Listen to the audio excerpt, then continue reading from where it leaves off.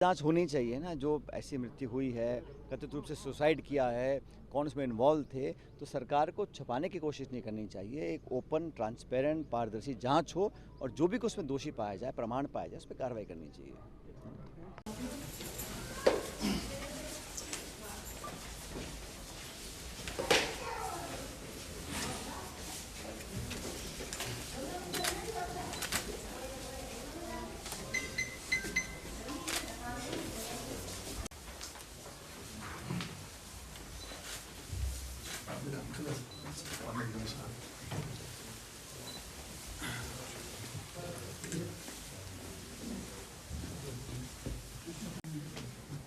एक चेयर लेना। अभी सर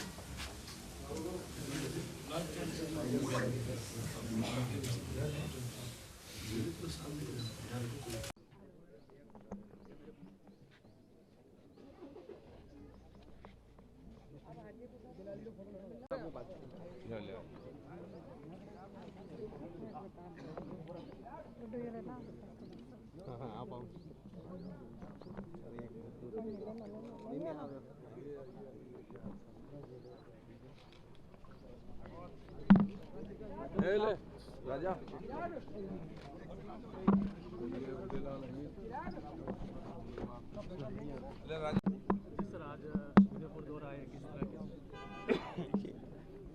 आज केंद्र सरकार अपना बजट प्रस्तुत करेगी और हमने देखा है पिछले कई सालों से बजट होता है सरकार की मंशा जाहिर करने का एक ज़रिया होता है। ये खाता नहीं है गुना भाग का।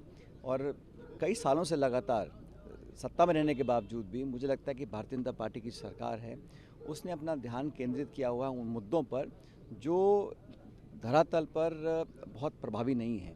मैं ऐसा मानता हूँ अभी सरकार ने नया कानून बनाया है नरेगा को लगभग समाप्त करने का। वो कहते हैं कि हम इसको रिफॉर्म कर रहे हैं, लेकिन हकीकत ये है कि इस देश में औसत जो नरेगा का यूज़ हो रहा है वो 35 दिन का हो रहा है और ये 125 का वादा कर रहे हैं। और जो पहले निर्णय लिए जाते थे गांव के अंदर, पंचायत के अंदर, और सरपंच और जनप्रतिनिधि डिमांड करते थे पैसे की और बजट की कोई कमी नहीं थी। अब सरकार अपना बजट तय कर दिया है, काम क्या होंगे वो दिल्ली और राजधानी से थोपा जाएगा।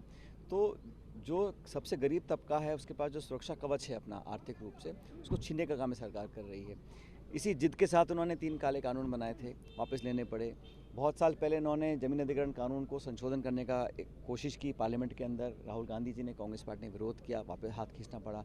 नरेगा को लेकर भी उन्होंने नाम बदलकर महात्मा गांधी जी का नाम हटाया है और इसको जानबूझ के राज्य सरकारों पर बोझ डाल दिया। पहले 90-10 का रेशो होता था केंद्र सरकार राज्य सरकार का, अब 60-40 कर दिया। तो निर्णय लेने की शक्ति खत्म कर रहे हैं, सेंट्रलाइज कर रहे हैं, बजट को कैप कर रहे हैं और राज्य सरकार पर बोझ डाल रहे हैं। तो जानबूझकर इस पूरी स्कीम को जो हमने अधिकार कानून देके बनाया, संवैधानिक अधिकार बनाया था, उसको छीनना चाहते हैं। आज बजट पेश करेंगे। मैं उम्मीद करता हूं कि जो बहुत इस देश में सबसे ज्वलंत समस्या है वो नौजवानों की बेरोज़गारी की है।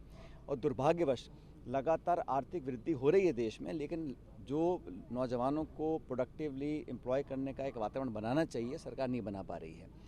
आज डॉलर के मुताबिक रुपए की क्या हालत है। अंतर्राष्ट्रीय बाजार में तेल का दाम लगातार गिर रहा है, लेकिन ग्राहकों को उसका लाभ नहीं मिल रहा। तो जो बड़ी कंपनियां हैं, जो लाखों करोड़ का उनका कर्जा माफ़ हो रहा है, उनके लिए सरकार काम कर रही है। हमारे हवाई अड्डे, हमारे पोर्ट्स, रेलवे, खान खदान, वो सब निजी हाथों में दे रहे हैं। और जो मध्यम वर्ग है उसको राहत देने के लिए सरकार ने कदम नहीं उठाए। हम चाहेंगे कि सरकार आने वाले जो अगला वित्तीय वर्ष होगा इसमें राहत दे गरीबों को, किसानों को, नौजवानों को, मध्यम वर्ग को।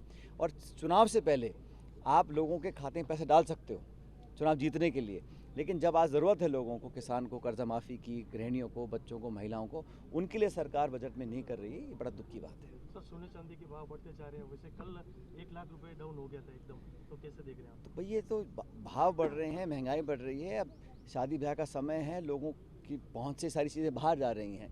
और मत भूलिए कि देश में जितना विकास हो रहा है, बहुत बड़ा तबका हमारा ऐसा है जो उससे वंचित रहा है। करोड़ों ऐसे लोग हैं जो आज निर्भर रहते हैं सरकार की योजनाओं पर, स्कीम्स पर, सरकार की मदद पर।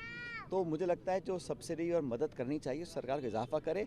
और महंगाई जो है, आज हर चीज़ महंगी हो रही है और सरकार महंगाई कम करने के लिए कोई प्रभावी कदम नहीं उठा पा रही है। हाँ, बजट के पूर्व आज गैस सिलेंडर के भाव बढ़ा दिए। अभी तो बहुत कुछ बढ़ सकता है, मैं कह रहा हूँ महंगाई जो है अनकंट्रोलेबल है। सरकार ने लोगों को अपने हाल पे छोड़ दिया है, उनको सिर्फ भाषण देना है, प्रचार करना है, hoarding, banner, poster, social media पे अपनी पीठ थपथपानी है।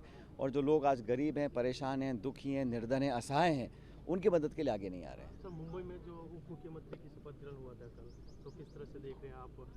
पवार जी के 4 दिन ही हुए हैं, तो उससे पूरी इतनी बड़ी दुखद घटना थी अजीत पवार जी का, जिस प्रकार हादसा हुआ, विमान दुर्घटना में उनकी मृत्यु हुई, बड़ा सदमा हम सबको लगा। वो एक पुराने नेता थे, महाराष्ट्र की राजनीति में उनका बड़ा प्रभाव था।